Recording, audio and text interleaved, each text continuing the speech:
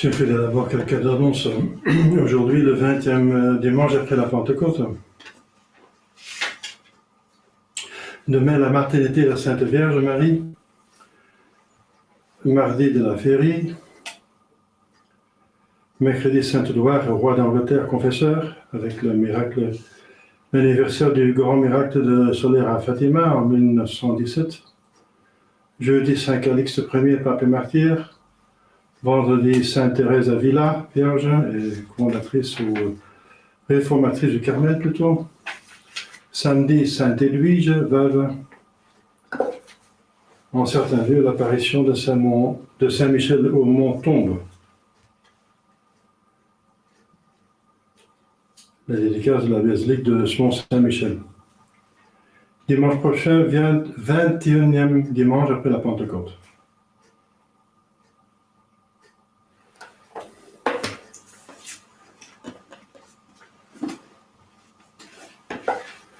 Au nom du Père et du Fils et du Saint-Esprit, ainsi soit-il. Chers fidèles, nous voyons dans l'Évangile de notre Seigneur Jésus-Christ qui produit un miracle, n'est-ce pas, un miracle épatant, parce qu'il le fait à distance, justement. Alors, il y a un roi Teller, Régulus, ça veut dire un officier royal, remplissant à Capharnaüm une autre charge au nom du roi Hérode Antipas. Et notre Seigneur Jésus-Christ est à Cana, où il vient de produire le miracle. Donc c'est au début de sa vie publique. Et voilà. Donc cet homme, il s'adresse à notre Seigneur Jésus-Christ parce qu'il est dans la misère. Donc son fils, Moriapour, est en train de mourir, gravement malade. Il dit, Seigneur, descends, s'il vous plaît, enfin, parce que Capharnaüm est dans une vallée par rapport à Cana. Vous devez descendre avant que mon fils meure. Donc ça veut dire que s'il n'y avait pas la misère, cet homme ne serait pas adressé à notre Seigneur Jésus-Christ. Voilà, pour nous, c'est déjà une première leçon que nous connaissons déjà, mais que nous oublions trop vite, c'est que tous les mots ne sont pas voulus par Dieu, ils sont utilisés, permis, pas arrêtés, en vue d'un plus grand bien que Dieu veut organiser, mais avec notre collaboration, avec notre... Oui, c'est une invitation. Et comme toutes les maladies sont la suite du péché, et tout ce qui est contre-temps sont des suites du péché originel, et Dieu a permis cela. De certaine façon, il a organisé, parce qu'il doit bien organiser un châtiment d'un péché. Un mal doit être puni. Mais c'est en vue d'un plus grand bien. Et alors, notre Seigneur Jésus-Christ, qui a en vue le ciel, il utilise cette occasion pour amener cet homme plus haut vers la route du ciel. Donc, Jésus ne se contente pas de sa foi pronaturelle, quoi. Cet officier, il sait que notre Seigneur guérit dans toute la Galilée, enfin, oui, dans toute la Judée, la Galilée, la Palestine, tous les malades. Donc c'est pour ça qu'il a un espoir que Jésus va guérir son fils. Il demande de venir. Donc il ne croit pas comme le centurion en la divinité de notre Seigneur Jésus-Christ, qui en tant que Dieu est partout, il ne va pas venir physiquement. Et alors Jésus lui dit, toute la foule qui se trouve là, si vous ne voyez pas des signes, vous ne croyez pas. Bon, cet homme déjà y croit, mais Jésus parle de la croyance de sa divinité. Parce qu'effectivement, cet homme va croire dans sa divinité après avoir reçu le miracle. ou avoir avec la certitude du miracle. Et ça, c'est plus méritoire. Parce que Jésus doit lui donner l'occasion de mériter. Il lui dit, il ne va pas venir avec lui. Il lui dit, va, retourne, ton fils vit.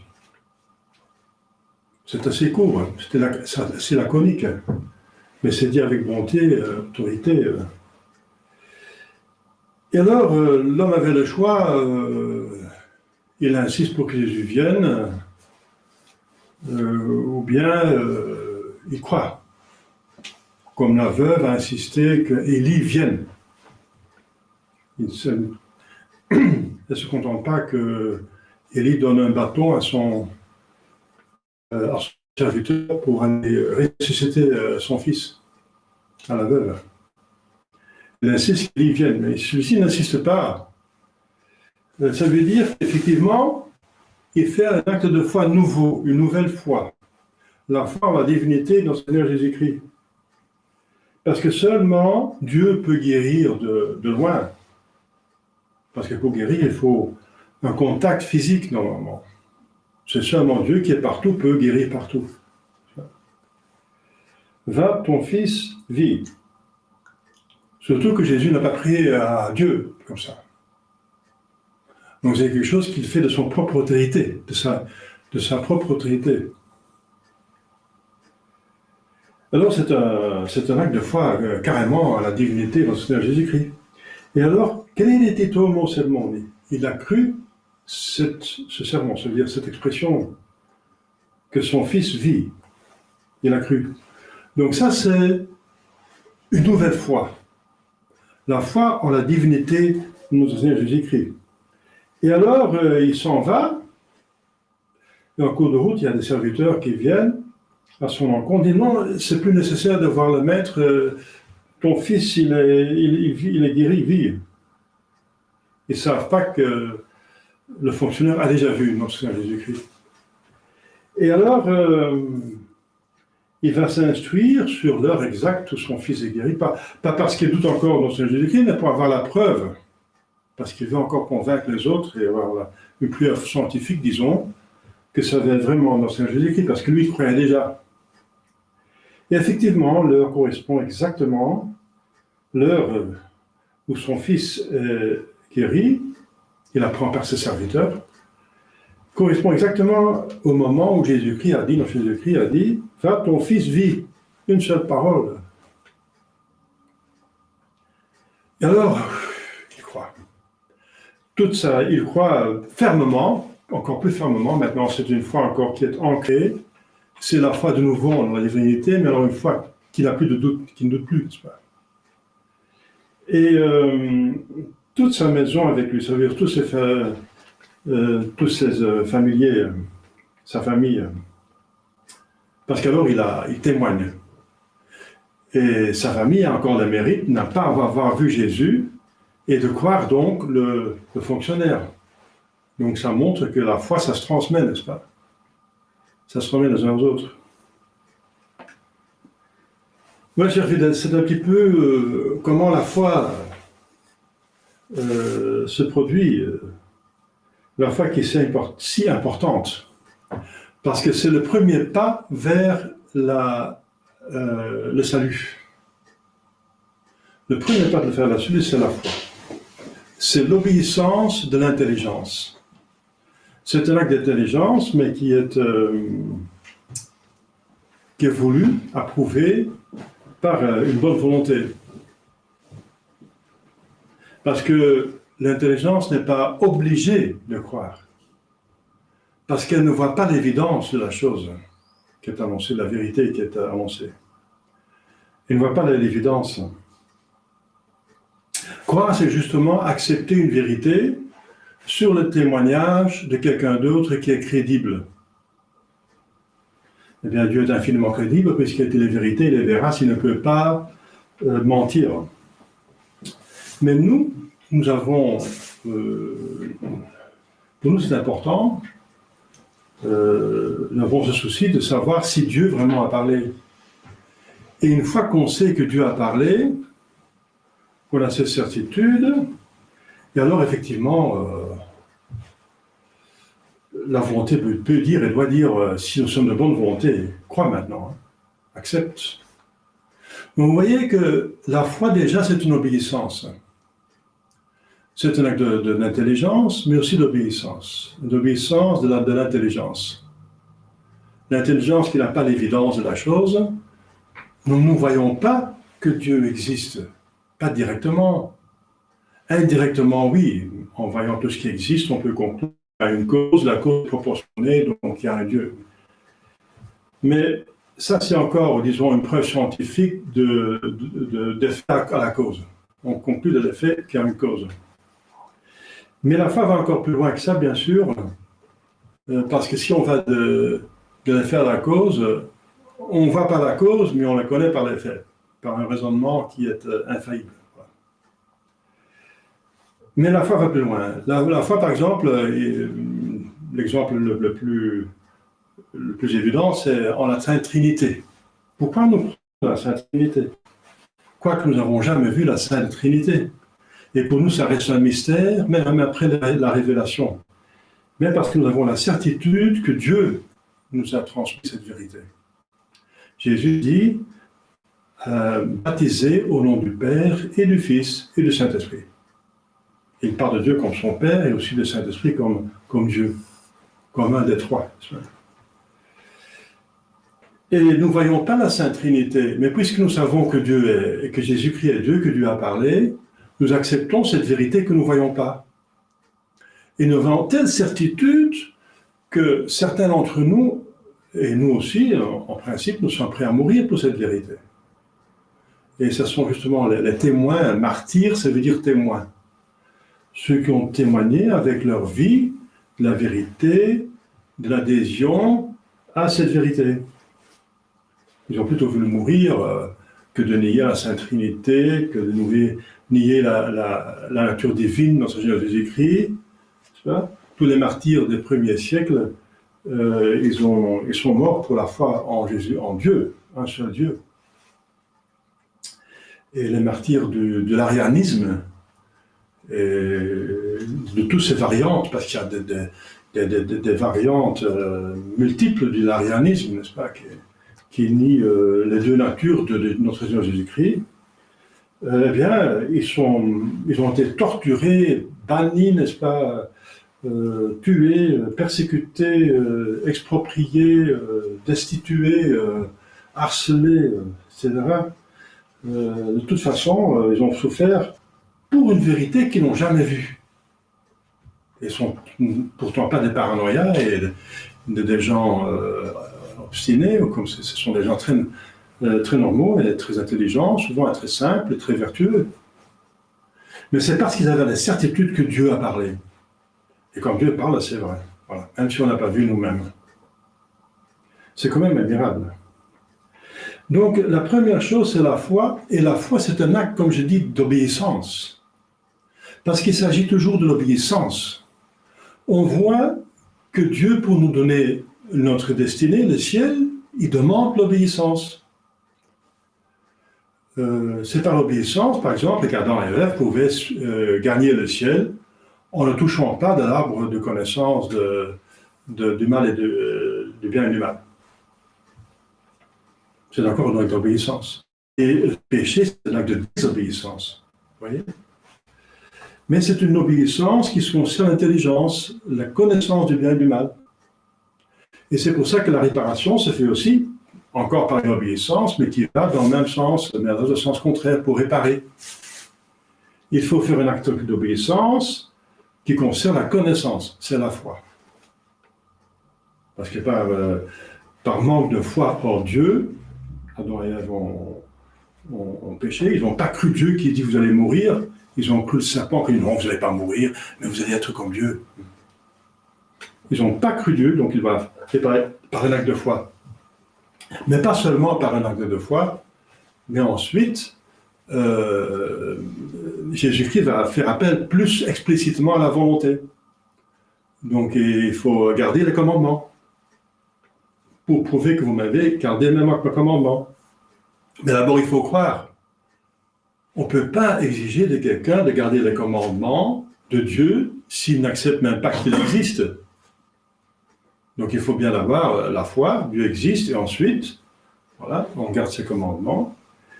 Et dans ces commandements, il y a entre autres aussi d'utiliser les moyens de grâce parce qu'on en est trop faible, et alors on se fait baptiser.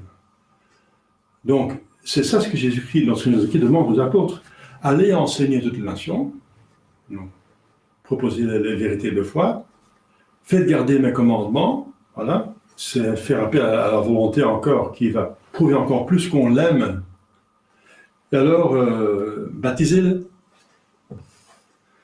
Et à chaque fois, ce sont des demandes de Dieu auxquelles nous devons obéir. Et c'est nécessaire d'obéir parce que l'alternative, c'est l'enfer. Il n'y a pas d'alternative. Parce qu'en dehors de Dieu, il n'y a rien. Donc, vous voyez, chers fidèles, l'importance de la foi, parce que tout commence par la foi, mais il ne faut pas oublier que la foi, c'est une obéissance et qu'il s'agit finalement de l'obéissance. L'obéissance. Mais l'obéissance à Dieu. Parce qu'il y a encore une fausse obéissance. D'abord, le diable essaie de nous faire désobéir à Dieu. Et si on veut absolument être obéissant, il va essayer de nous faire obéir à un faux Dieu, à Macron, ou à un franc-maçon, ou à une mauvaise autorité, un empereur qui demande d'adorer des idoles. Obéissez. Hein. Donc il faut encore une obéissance qui soit raisonnable, qui soit vraiment légitime, une obéissance vraiment à Dieu. Et pour ça, nous devons avoir la certitude que Dieu le demande. Et comment nous avons la certitude que Dieu le demande? C'est vraiment à Dieu que nous obéissons. Eh bien, en vérifiant que c'est Dieu. Dieu nous donne, Dieu est raisonnable, n'est-ce pas? Eh bien, Jésus-Christ a fait des miracles justement pour nous montrer qu'il est Dieu.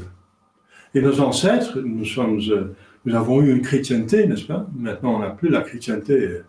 L'Église existe toujours, il n'y a plus de chrétienté, ça veut dire les pouvoirs politiques qui se soumettent et qui sont au service de l'Église, ça n'existe plus en ce moment, dans le monde entier. Nous avons connu ça, n'est-ce pas? Et ils se sont convertis, nos peuples, à la prédication des premiers missionnaires, mais surtout par les miracles. Les miracles. Pourquoi les miracles? Pas parce que c'est quelque chose de merveilleux, pas parce qu'ils veulent la sensation, mais parce qu'ils veulent la certitude que ça vient de Dieu. Ils sont convertis, nos peuples ici, par exemple, Saint Amand a ressuscité un mort, etc. Saint Victricius aussi, tous les saints qui ont converti, par exemple, la Flandre, où nous trouvons ici, eh bien, c'est à partir de la résurrection d'un mort. Et pourquoi? Eh bien, parce que le miracle prouve que Dieu est en jeu. Parce que ça, c'est pas possible que ça vienne d'un homme ou même pas d'un diable. Pas possible. Donc, ils ont eu la certitude que Dieu est en jeu, la certitude presque objective. Voilà, on voit de nos yeux que il y a un miracle. Donc, Dieu est là, c'est pas possible. Il n'y a pas une autre explication, sinon on est dans l'absurde et on refuse d'être dans l'absurde. On ne peut pas dire que rien vient de rien, quelque chose vient de rien. Donc, il y a une cause qui est proportionnée, donc c'est Dieu. Ils se sont soumis à Dieu. Voilà. Ils avaient la certitude que ça vient de Dieu, et alors ils ont accepté. Une fois que ça vient de Dieu, alors on accepte. C'est plus raisonnable de douter. Et alors ils ont même être prêts de donner la vie. Vous voyez, chers fidèles, c'est cette foi-là que l'Église nous propose à nous, maintenant, au XXIe siècle, où il y a une apostasie, il y a un mouvement qui va contre la foi. Tout dans la société essaie de détruire la foi. La ridiculiser, de la minimaliser, de la anéantir. Eh bien, mais Dieu reste toujours Dieu, n'est-ce pas? Et les miracles, ils sont toujours là. Et c'est pas seulement les miracles qui prouvent que Dieu est en jeu, mais aussi les marques de l'Église. Elle est une sainte catholique apostolique, elle a aussi des prophéties. Là, chers fidèles, restons fidèles à notre foi, comme un acte d'obéissance, qui est une preuve d'amour. J'ai dit, l'obéissance est une preuve d'amour. Donc si nous croyons, c'est par amour de Dieu, et c'est l'amour qui fait gagner le ciel, l'amour de Dieu. Demandons à la Sainte Vierge, n'est-ce pas, pour qui est la gardienne de la foi, de la sainte foi, de garder notre foi et l'obéissance à Dieu, n'est-ce pas, même si ça nous coûte le martyre. Au nom du Père et du Fils et du Saint-Esprit, ainsi soit-il.